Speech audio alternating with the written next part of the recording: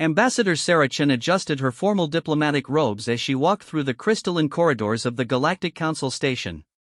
The massive structure orbited the neutral world of Kepler 442b, serving as the political heart of a civilization spanning 12 different species across 47 star systems. Today marked humanity's first official presentation to the Council, a moment Earth had worked toward for 3 decades since first contact. The corridors bustled with alien dignitaries. Tall, graceful Etherians glided past on gossamer wings, their translucent skin shimmering with bioluminescent patterns that conveyed emotions humans were still learning to read. A group of Stoneheart delegates, their rocky carapaces clicking against the floor, discussed trade agreements in their harmonic language that sounded like wind chimes in a gentle breeze. Near the viewing ports, several Aquarian representatives floated in their mobile water tanks, their tentacles dancing in complex patterns as they communicated through color changes. Sarah had spent years preparing for this moment. Earth's xenobiologists, linguists, and diplomats had worked tirelessly to understand galactic civilization. What they discovered was both wonderful and troubling. The galaxy was indeed filled with intelligent life, but every species they encountered shared one fundamental characteristic that humans did not: they were all prey species. The Etherians had evolved from creatures similar to Earth's butterflies, developing intelligence as a defense mechanism against aerial predators on their homeworld. The Stoneheart had been herbivorous creatures that learned to work together to build massive fortress cities for protection. The Aquarians descended from filter feeders who developed their color-changing abilities to hide from the great hunters of their ocean worlds. Every member of the galactic community had climbed the evolutionary ladder as prey, developing intelligence, technology, and civilization as tools for survival and protection. Humanity was different. Humans had evolved as persistence hunters, pack predators who had climbed to the top of Earth's food chain not through hiding or fleeing, but through hunting. This fundamental difference had been carefully hidden during Earth's admission process. Human diplomats had emphasized their species' curiosity, creativity, and desire for peace. They spoke of art, music, philosophy, and the human drive to explore and discover. They carefully omitted details about human history, military capabilities, and the predatory instincts that still lurked beneath their civilized veneer. As Sarah entered the Grand Assembly chamber, she marveled at its design. The room was a perfect sphere, with seating arranged in concentric circles that allowed every delegate to see and hear every other delegate. Soft, diffused lighting created an atmosphere of calm and safety. The acoustics were designed to carry even the gentlest whispers to every corner of the chamber. Everything about the space reflected the galactic civilization's prey-species heritage: open, transparent, and built for creatures who survive through awareness and cooperation rather than aggression. Sarah took her assigned seat in the newcomers section. Around her, the gentle murmur of 12 different languages created a soothing backdrop. The melodic collective's delegates hummed in harmony, their song-based language creating beautiful chord progressions that expressed complex diplomatic concepts. The crystal shapers communicated through precise vibrations in their crystalline bodies, their words literally sparkling in the chamber's light. Council Speaker Vorthak, an elderly Etherian whose wing patterns had faded to a dignified silver with age, rose from the central podium. His movements were graceful and deliberate, every gesture designed to convey peace and openness. Honored delegates, his voice carried clearly through the chamber's perfect acoustics. Today we welcome our newest members to the galactic community. The humans of Sol 3 have demonstrated the intelligence, wisdom, and peaceful intentions that define our great civilization. A gentle wave of approval rippled through the assembly. Bioluminescent patterns flickered across Etherian wings, Stoneheart delegates created soft harmonic hums, and Aquarian tanks glowed with warm, welcoming colors. Before we proceed with the formal induction ceremony, Speaker Vorthak continued, we must address certain concerns that have been raised by our intelligence services. The chamber fell silent. Sarah felt her heart rate increase slightly, a physiological response that her human ancestors would have recognized as the beginning of a predator's heightened awareness. She forced herself to remain calm and maintain the peaceful demeanor that had served humanity well during the admission process. Our deep space monitoring stations have detected unusual energy signatures from the human home system, Speaker Vorthak explained. Additionally, intercepted human communications contain references to military technologies and historical conflicts that seem inconsistent with the peaceful civilization presented to this council. Sarah stood, her movement smooth and controlled. Honored speaker, respected delegates, humanity requests permission to address these concerns directly. Permission granted, Ambassador Chen. Sarah activated her presentation device, and holographic displays appeared throughout the chamber. The energy signatures you've detected are from our defensive installations. Earth learned long ago that the galaxy can be a dangerous place. We have encountered the Void Hunters. A collective gasp echoed through the chamber. The Void Hunters were the galaxy's greatest nightmare, a species of spacefaring predators that consumed entire civilizations. They appeared without warning, overwhelmed planetary defenses through sheer brutality, and left nothing but empty worlds behind. The galactic community had lost 3 member species to Void Hunter attacks over the past century. Defensive installations? Speaker Vorthack's wing patterns shifted to colors Sarah's briefings had taught her to recognize as deep concern. The energy signatures our monitors detected suggest weapons of unprecedented destructive power. Because they are, Sarah replied simply. Humanity has prepared for war. The chamber erupted in panic. Etherian wings fluttered frantically, their patterns shifting through the entire spectrum of fear. Stoneheart delegates' harmonic voices rose to discordant peaks of alarm. Aquarian tanks flashed warning colors of red and orange. Speaker Vorthack raised his delicate hands for silence. Ambassador Chen, the galactic community has always dealt with the Void Hunter threat through evacuation and hiding. We have early warning systems that detect their approach, allowing threatened populations to flee to safety. We have never considered weapons. Sarah looked around the chamber at faces that could not hide their terror. These were prey species looking at a predator for the first time, and, finally, understanding what that meant. Honored delegates, Sarah began, her voice carrying a weight that seemed to press against the chamber's peaceful atmosphere. There is something you need to understand about humanity. We are not like you. She gestured, and the holographic displays shifted to show Earth's history. Images of early humans pursuing wounded mammoths across ice sheets, of warriors standing against impossible odds, of generation ships launching into unknown space. We did not survive through hiding. We did not develop intelligence to run away from predators. Humanity survived because we became the predators. For millions of years, we hunted. We tracked wounded prey for days across hostile terrain. We coordinated pack attacks against creatures larger and stronger than ourselves. We never developed the instinct to flee because our ancestors were the things that other creatures fled from.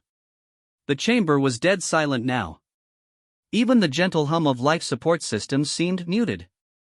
When the Void Hunters came to our system 18 months ago, Sarah continued, humanity did not run. We could not run. Our home, our people, everything we are was on that one planet. So we fought. A holographic display showed the battle. Massive Void Hunter ships, dark and angular like the nightmares of prey species, descended toward Earth. Humanity's defense fleet rose to meet them. The battle was brutal and brief. We won, Sarah said simply. Not through superior technology or numbers, but through something the Void Hunters had never encountered before. They came to our system expecting prey. They found predators. Speaker Vorthack's wing patterns had shifted to colors Sarah didn't recognize from her briefings, patterns that might not have been seen in the galactic community for millions of evolutionary years. The weapons signatures your monitors detected are from our automated defense network, Sarah explained. Every human world, every human station, every human ship is protected by systems designed by predators to kill other predators. We have learned to make war an art form because it is the only way we know how to protect what we love. A young Aquarian delegate, her tank flashing rapid patterns of distress, spoke up. But violence, aggression, the desire to harm others, these are the traits of monsters. How can you call yourselves civilized? Sarah turned to face the young delegate, and, for a moment, let some of her carefully controlled predator instincts show in her eyes. The effect was immediate. Every prey species in the chamber recognized the look of a hunter evaluating potential threats. Because, Sarah said softly, we learned to hunt monsters. The silence stretched on until Speaker Vorthack finally found his voice. What do you want from us? Nothing you haven't already given us, Sarah replied. Friendship. Trade. Knowledge. Cultural exchange. The chance to be part of something beautiful and peaceful. She paused, looking around the chamber at faces filled with terror and confusion. But we also offer you something you've never had before. Protection. From what? Sarah smiled, and there was nothing peaceful about it. From everything that hunts in the dark between the stars. The Void Hunters are just the beginning. Our exploration fleets have detected 17 other predator species in nearby galaxies. Some of them make the Void Hunters look gentle. Speaker Vorthack's ancient wing patterns shifted through what Sarah now realized were colors not seen since his species' distant past, genetic memories of what it felt like to be stalked by something that wanted to eat you. You're saying that humanity will hunt these threats?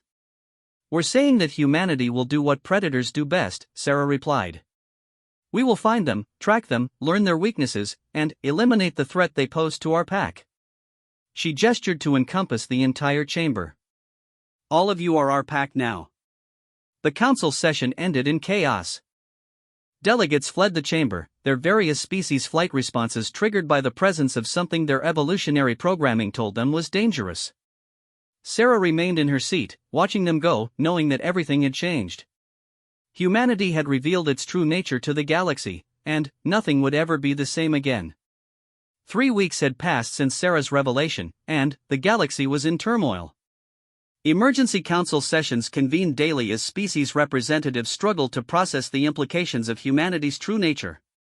Trade agreements were suspended, diplomatic channels buzzed with fearful speculation, and several member worlds had begun quietly reinforcing their defensive installations not against external threats, but against the predators who had somehow infiltrated their peaceful civilization. Captain Marcus Rodriguez stood on the bridge of the UES Perseverance, humanity's most advanced exploration vessel, as it approached the Etherian homeworld of Lysithia. The planet hung before them like a jewel, its surface covered in vast floating cities that drifted through crystal-clear skies. The Etherian architecture was as beautiful as their people, delicate spires that swayed in the wind, connected by gossamer bridges that sparkled in their sun's light.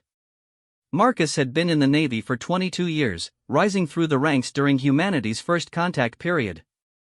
He understood the delicate balance required to maintain diplomatic relations, but he also understood what Sarah had done. By revealing humanity's predator nature, she had forced an honest relationship between humans and the galactic community. No more pretending to be something they weren't. Captain, his communications officer reported, we're receiving a transmission from Lysithia Defense Control. They're asking us to maintain distance and await escort. Marcus nodded. Acknowledge their request, Lieutenant.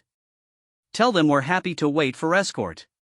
The Etherian escort arrived 30 minutes later, a formation of their most advanced ships, beautiful crystalline vessels that moved through space like dancers. Marcus watched as they took positions around the Perseverance, not quite a hostile formation but clearly ready to react if the human vessel made any threatening moves. Sir, his tactical officer observed quietly, their weapon systems are powered but not locked onto us. They're scared, but they're trying not to show it. Can you blame them? Marcus replied. 3 weeks ago, they thought they were escorting a new friend into their home system. Now they're escorting something their nightmares are made of. The journey to Lysithia's capital city took 4 hours. Marcus spent the time reviewing intelligence reports about the growing crisis. On Aquarius Prime, the ruling council had declared a state of emergency and imposed strict limits on human visitors. The Stoneheart Confederation had quietly begun constructing what appeared to be massive bunkers on their border worlds. Even the Gentle Melodic Collective had modified their greeting songs to include warning harmonics. But, perhaps most concerning was the data from humanity's deep space monitoring network. The revelation of human nature hadn't just shocked the galactic community, it had been detected by species outside Council space. Unknown ships had been spotted at the edges of several star systems, observing, evaluating, perhaps deciding whether this new predator species represented an opportunity or a threat. As the Perseverance descended toward Lysithia's capital, Marcus marveled at the city below. Floating platforms supported gardens, residential areas, and commercial districts all arranged in a complex three-dimensional pattern that followed the wind currents. Etherians moved between platforms on their gossamer wings, creating streams of color and light that painted the sky. The human ship was directed to a diplomatic platform that had clearly been hastily modified for their arrival. What had once been an open, welcoming space now featured barriers, containment fields, and security stations. Marcus noticed armed guards positioned throughout the area, the first time he had ever seen weapons openly displayed in Etherian society. As Marcus disembarked with his diplomatic team, he was met by High Counselor Threnody, one of the most influential Etherian leaders.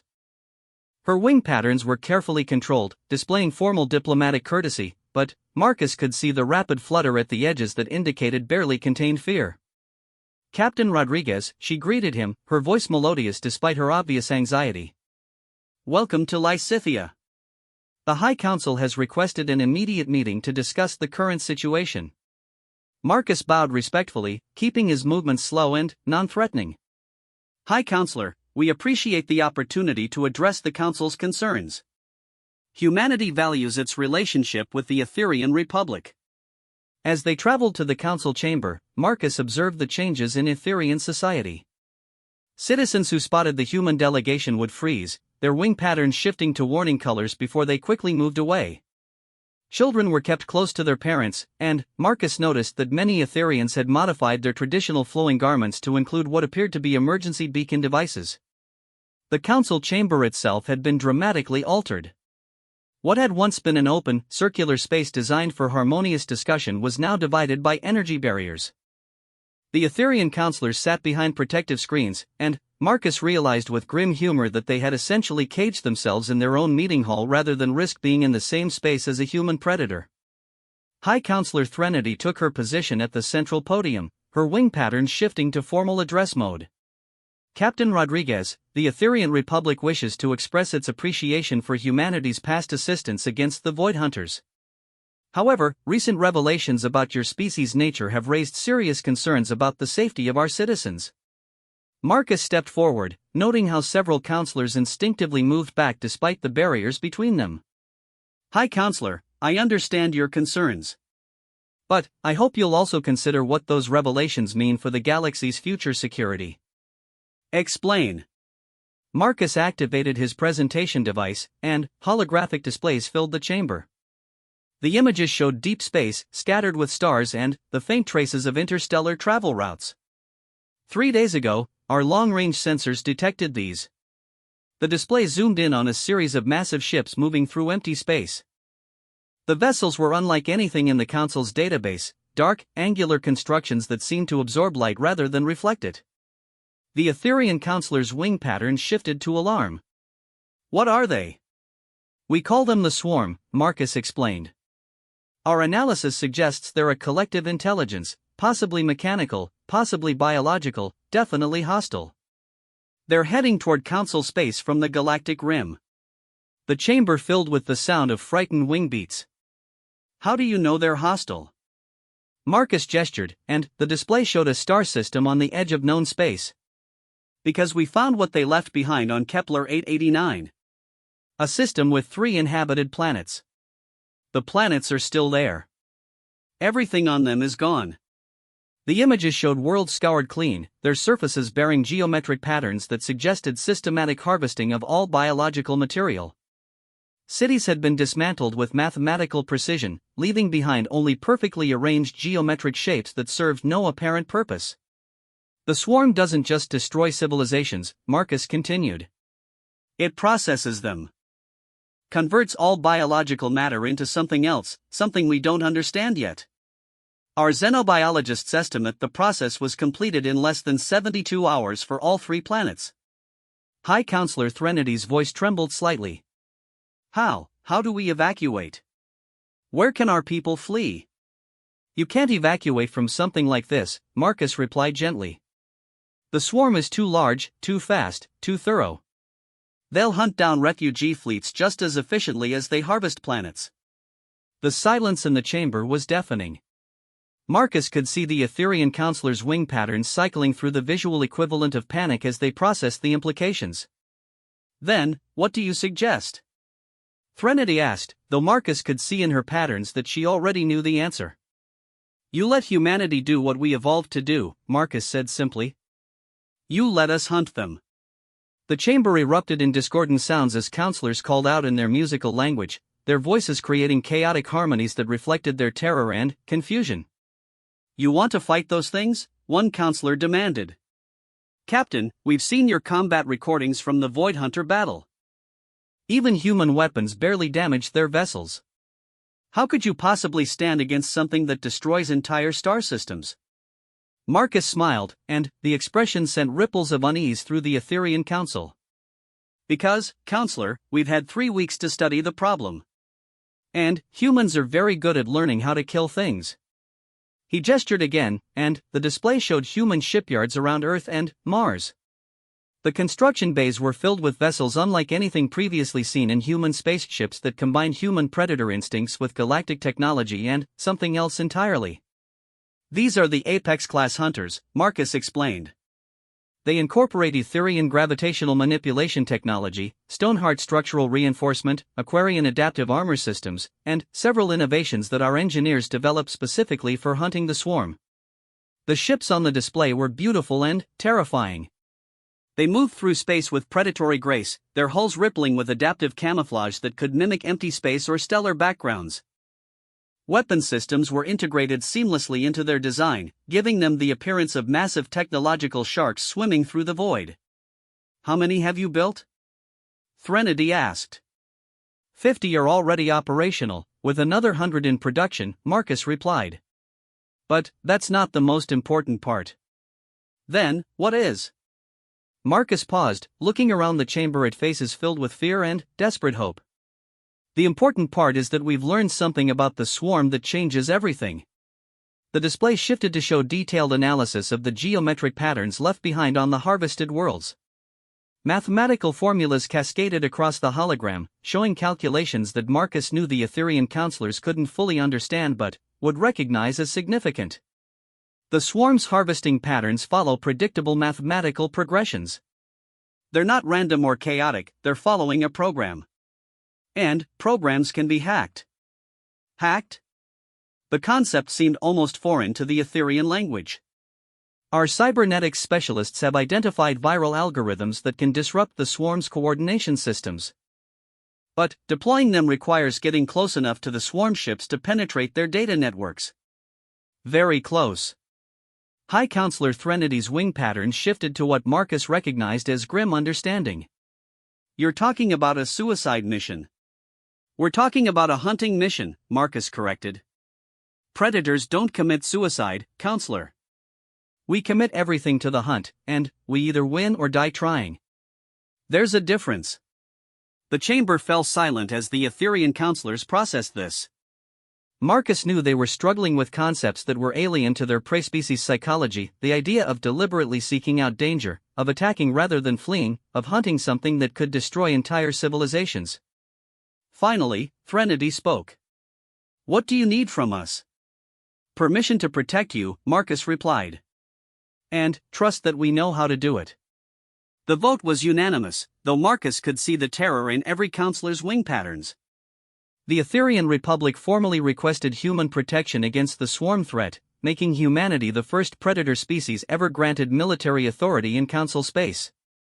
As Marcus prepared to leave Lysithea, he reflected on the magnitude of what had just happened. 3 weeks ago, humanity had been hiding its true nature, pretending to be peaceful explorers seeking friendship among the stars. Now they were the galactic community's designated hunters, tasked with protecting an entire civilization of prey species against threats that evolved specifically to hunt and consume. The irony wasn't lost on him. Humanity had spent millennia learning to suppress their predator instincts, to build civilizations based on cooperation rather than competition, to create art and beauty rather than focusing solely on survival and hunting. But, sometimes, Marcus thought as he watched Lysithea's beautiful floating cities fade behind them, the galaxy needed monsters to fight monsters. And humanity had learned long ago how to be the right kind of monster. Admiral Elena Vesquez stood in the command center of the UES Apex Predator, humanity's flagship hunter-killer vessel, as it moved through the void toward the edge of Council space. Around her, the command deck buzzed with activity as human officers coordinated with their alien counterparts through quantum communication links. The ship itself was a marvel of interspecies cooperation, human predator instincts merged with the technological achievements of 12 different civilizations to create something that had never existed before, a weapon designed specifically to hunt the hunters. 6 months had passed since the first swarm contact, and the galaxy had transformed. The revelation of humanity's predator nature had initially caused panic, but, as the swarm threat grew closer, that panic had evolved into something unprecedented: cooperation between predators and prey on a galactic scale. Admiral, her tactical officer reported, we're receiving final positioning data from the Council fleet. All vessels are in position. Elena nodded, studying the holographic display that showed their forces arrayed across a dozen star systems. It was the largest military formation in galactic history, but it was unlike any military force that had ever been assembled. The human hunter-killer ships formed the Spearhead, 50 Apex-class vessels designed for close combat and system penetration. Behind them, arranged in carefully planned formations, were the support fleets of the Council species. The Etherian vessels provided gravitational manipulation, creating pocket distortions that could hide entire fleets from enemy sensors. Stoneheart ships served as mobile fortresses, their massive crystalline hulls capable of withstanding incredible damage while serving as rally points for scattered forces. Aquarian vessels carried adaptive defense systems, their hulls constantly shifting configuration to counter incoming attacks. Most remarkably, the Melodic Collective had weaponized their harmonic communication, creating ships that could broadcast disruption frequencies across multiple dimensions, a technology that human scientists were still trying to understand but had learned to integrate into their combat systems. Status report from all hunter groups, Elena ordered. Hunter Group Alpha reports ready for deep penetration, came the reply. Hunter Group Beta confirms viral payload loaded and armed. Hunter Group Gamma has completed stealth approach to target zone. Elena felt the familiar sensation that her ancestors would have recognized: the heightened awareness, increased heart rate, and sharp focus that preceded a hunt. But this wasn't like the ancient hunts of Earth's savannas. This was hunting on a galactic scale, predators stalking prey that had already consumed 3 star systems and was moving inexorably toward the heart of Council space. Admiral, her communications officer announced, incoming transmission from Council Command. The holographic display shifted to show Speaker Vorthak, the elderly Etherian leader who had initially been terrified by humanity's revelation. Over the past months, he had become something unexpected: a friend and trusted ally who had learned to work with predators rather than flee from them. Admiral Vasquez, his voice carried the harmonic undertones that indicated deep resolve despite fear. The Council offers its final blessing for Operation Apex Hunt. Our prayers go with you and your hunters. Thank you, Speaker, Elena replied. Tell the Council that we'll bring their people home safely. The transmission ended, and Elena turned to address her crew. Around her, 200 humans and 50 alien observers prepared for what would either be the greatest hunt in galactic history or the end of their civilization. All stations, this is Admiral Vasquez, she announced over the ship's communication system. Today, we hunt something that thinks it's the ultimate predator. The swarm has consumed 3 civilizations, harvested billions of lives, and believes that nothing in this galaxy can threaten it. She paused, looking around the command deck at faces that showed the focused intensity of hunters preparing for the most dangerous prey they had ever encountered. It's wrong. Today, the swarm learns what every prey species in our galaxy learned 6 months ago, that there are predators, and then, there are humans. Today, we show them the difference. The ship's engines shifted to full power, and Elena felt the familiar vibration that indicated transition to combat speed. Around them, the other human vessels matched their acceleration, the entire hunter fleet moving in perfect coordination toward the edge of the system where the swarm had established its harvesting operation. Contact, the sensor officer reported. Swarm vessels detected at maximum range. Confirming previous intelligence, they're harvesting the outer planets of the Kepler 442 system. The tactical display updated to show the horrifying efficiency of the swarm's operation. Massive harvester ships, each the size of a small moon, had positioned themselves around the system's inhabited worlds. Smaller vessels moved in precise geometric patterns, systematically stripping away everything organic from the planetary surfaces. The mathematical precision of their movements was beautiful and terrible, a dance of destruction that reduced entire civilizations to raw material. Sir, the xenobiology specialist reported, analysis confirms our worst fears. The swarm isn't just harvesting organic matter, it's converting it. Each processed world becomes a construction facility for new swarm vessels. Elena studied the data, her predator instincts processing tactical information that her ancestors had used to track wounded prey across hostile terrain. The swarm's patterns were predictable, mathematical, efficient, and, that was the UES Nightstalker and UES Shadowhunter have been destroyed.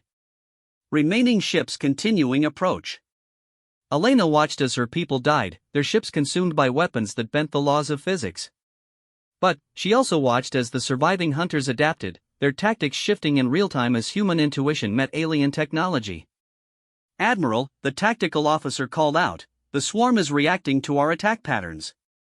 They're learning our tactics faster than we expected. Then, we teach them something they can't learn, Elena replied. All hunter groups execute Pattern Omega. Pattern Omega was something that no council species could have conceived, a tactical formation that relied entirely on predator instincts and intuition rather than mathematical precision. Instead of coordinated attacks, it called for individual initiative, chaos theory, and the kind of unpredictable behavior that drove prey species to panic. Sir, her tactical officer questioned. Pattern Omega will put us in direct conflict with swarm command ships. Our survival probability drops to 12%. Elena smiled, and every alien observer on the bridge recognized the expression of a predator about to strike. Lieutenant, survival probability assumes we want to survive this encounter. We don't want to survive, we want to win. The human fleet dissolved into apparent chaos. Ships broke formation, each captain following their own tactical instincts, creating attack patterns that were impossible to predict or counter. The swarm's mathematical precision became a disadvantage as their targeting systems struggled to calculate responses to behavior that had no logical basis. Elena watched as UES Ravenwing executed a maneuver that should have been suicidal, diving directly into the gravitational field of a swarm harvester and, using the distortion to slingshot around the massive ship, delivering its viral payload directly into the harvester's command core. Viral insertion successful, came the report. Swarm Harvester 7 is showing system failures. Hunter Group Beta, follow Ravenwing's lead. Use their own gravity weapons against them. What followed was unlike any battle in galactic history. Human ships danced through gravitational distortions that should have killed them, their pilots relying on instinct and reflexes that evolution had honed over millions of years of pursuit hunting. They used the swarm's mathematical precision against them, creating situations where the alien collective's predictable responses became fatal weaknesses. Admiral, her communications officer announced, we're receiving emergency transmissions from the harvested worlds. The virus is working, swarm ground operations are shutting down. Elena allowed herself a moment of satisfaction as she watched the tactical display update.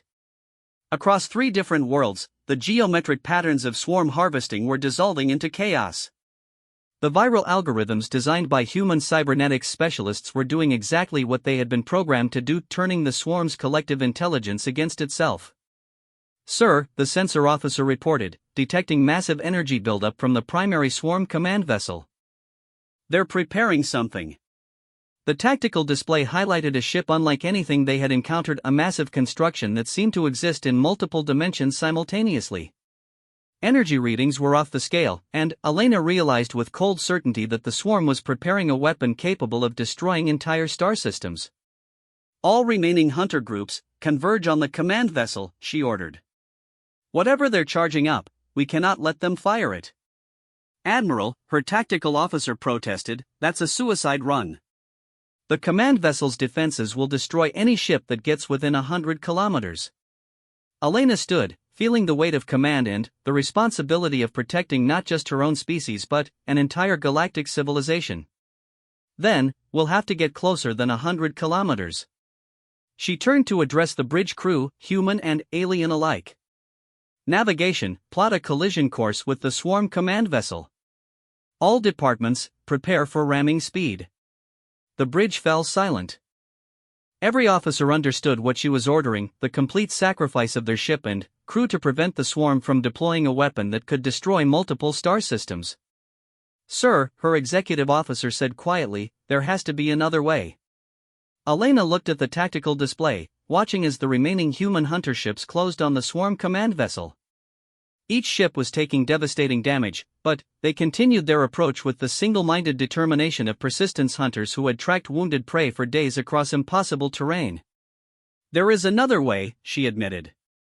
"We could retreat, evacuate the Council systems, try to build new fleets in distant galaxies." She paused, her eyes fixed on the display showing 3 worlds where billions of lives hung in the balance. "But that's what prey species do. They run when something hunts them." The alien observers on the bridge watched in fascination and terror as Elena made her decision. This was predator behavior at its most fundamental level, the willingness to sacrifice everything for the pack, to fight impossible odds not because victory was certain but because the alternative was unacceptable. "All ships, this is Admiral Vasquez," she announced over the fleet communication network. "Today we hunt the ultimate predator. Today we show the galaxy that there are things worth dying for, and that humans will die for them. Today we prove that the difference between predators and prey isn't intelligence or technology or weapons, it's the willingness to pay any price to protect what we love." The human fleet converged on the swarm command vessel like a pack of wolves bringing down a mammoth. Ships that had already taken fatal damage continued their attack runs, their captains knowing that every second of delay could mean the difference between galactic survival and extinction. Elena felt the apex predator shudder as swarm defensive systems tore through their hull. Emergency lights flickered across the bridge as primary systems failed, but the ship continued its approach toward the massive alien construct. 50 kilometers and closing, navigation reported. Hull breach on decks 7 through 12. Life support failing in sections C through G. "Maintain course," Elena ordered. At 10 kilometers, the swarm command vessel's weapons found their range. The apex predator's shields collapsed, and energy beams punched through the ship's hull like spears. Half the bridge crew was dead or dying, but Elena remained at her post, watching the distance counter drop toward 0. At 1 kilometer, she could see the swarm command vessel's hull directly through the bridge viewports, a surface covered in geometric patterns that hurt to look at, as if the ship existed in dimensions human perception couldn't properly process. "All hands," Elena announced over the ship's emergency communication system, "brace for impact." The apex predator struck the swarm command vessel at full ramming speed. The impact created a gravitational shockwave that could be detected from 3 star systems away. Both ships were destroyed in the collision, their destruction creating a brief artificial star that outshone the system's primary sun. But, in the moments before the explosion, as the apex predator's hull breached the swarm command vessel's dimensional barriers, Elena's ship transmitted something into the alien collective's core systems, not just the viral algorithms they had used on the harvesters, but something else entirely. Human consciousness. Human emotion. Human predator instincts uploaded directly into a collective intelligence that had never experienced individual will or irrational behavior. The Swarm Collective, which had operated on pure logic and mathematical efficiency for millions of years, suddenly experienced fear, rage, protective instincts, and the willingness to sacrifice everything for the pack. Systems designed for perfect coordination dissolved into chaos as individual swarm units began making decisions based on emotion rather than calculation. Across the 3 harvested worlds, swarm operations completely shut down. The massive harvester ships, suddenly operating on human emotional patterns, began fighting each other as protective instincts overrode their original programming. Within 6 hours, the swarm fleet had destroyed itself, their own weapons turned against each other as human emotions spread through their collective like a virus designed by evolution itself. The aftermath was recorded by Council observation vessels positioned at safe distances throughout the system. When the gravitational distortions finally cleared, they found 3 worlds scarred but alive, their populations rescued from systematic extinction by predators who had paid the ultimate price to protect them. Ambassador Sarah Chen stood once again before the Galactic Council, but this time the chamber was different. The energy barriers had been removed, the protective screens dismantled. Etherian delegates sat beside human officers, Stoneheart representatives worked directly with human engineers, and Aquarian philosophers discussed the implications of consciousness transfer with human xenobiologists. Honored delegates, Sarah began, 6 months ago, I told you that humanity would protect you. Today, I can report that the swarm threat has been eliminated, and the 3 harvested worlds are beginning their recovery. Speaker Vorthak, his wing patterns now displaying colors of deep respect rather than fear, stood to address the assembly. The council wishes to formally recognize the sacrifice made by Admiral Vasquez and the crews of the human hunter fleet. They gave their lives not just for humanity, but for all of us. Sarah nodded gravely. Admiral Vasquez and her people understood something that every predator species learns, that the pack is more important than the individual, and that some things are worth any sacrifice. "What happens now?" asked a young Aquarian delegate, her tank glowing with patterns of curiosity rather than fear. Sarah looked around the chamber, seeing faces that no longer showed terror when they looked at humans. Instead, she saw respect, gratitude, and something else, the beginning of genuine friendship between predators and prey. "Now," Sarah replied, "we continue what we started. Humanity will remain the galaxy's hunters, protecting Council space from threats that emerge from the dark between stars. But we'll also continue learning from you, your art, your wisdom, your different perspectives on what it means to be civilized." "And, in return?" Speaker Vorthak asked. Sarah smiled, but this time her expression held warmth rather than threat. "In return, you help us remember that being predators doesn't mean we have to be monsters. You remind us that the greatest hunts aren't about killing, but about protecting what makes life worth living." The council session ended with something unprecedented in galactic history, a standing ovation from 12 different prey species for the predators who had saved them. As delegates filed out of the chamber, planning joint missions and cultural exchanges, Sarah reflected on how much had changed since that first day when humanity's true nature had been revealed. The galaxy was no longer divided between predators hiding among prey. Instead, it had become something new, a civilization where predators and prey worked together, each contributing their evolutionary strengths to create something greater than either could achieve alone. And, in the depths of space, human long-range sensors continued their vigilant watch, scanning the void for new threats that might emerge from the darkness between galaxies. Because predators never stopped hunting, and there would always be more monsters lurking in the vast emptiness of space. But now, for the first time in galactic history, the prey species of the Council could sleep safely, knowing that their own monsters were hunting the darkness, ensuring that morning would always come.